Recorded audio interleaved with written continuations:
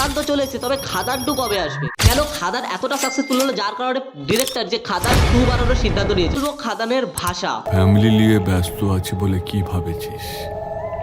অ্যাকশনটা ভুলে গেছি। এখানে যারা দেবের অভিনয়কে খুবই খারাপ বলতো, দেবের বাংলা উচ্চারণকে খারাপ বলতো, তো তাদের মুখে লিটারালি একটা ছাপা বসে গেছিল। লাইক ইভেন যখন প্রি টিজারটা আসে সেইখানে দেবের যে লুক, সেই লুকেই পাবলিক দিওয়ানা হয়ে গেছিল।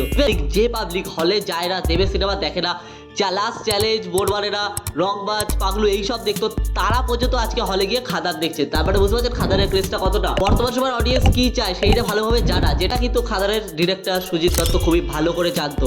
এই খাদান সিনেমাটাকে নিয়ে যখন কেজিএফ, RRR, পুষ্পা 2 এর সাথে কম্পেয়ার করা হচ্ছিল, এইটা একটা খুবই ভালো দিক। কারণ কি পুষ্পা 2, কেজিএফ, RRR এরা কিন্তু প্রচুর হাই বাজেটের সিনেমা, কয়েক বছর ধরে বানানো সিনেমা, তার সাথে একটা বাংলা সিনেমাকে কম্পেয়ার করা হচ্ছে যার বাজেট কিন্তু এত লো। তাহলে বুঝতে পারছো বস বাংলা সিনেমা ধীরে ধীরে কোন দিকে যাচ্ছে।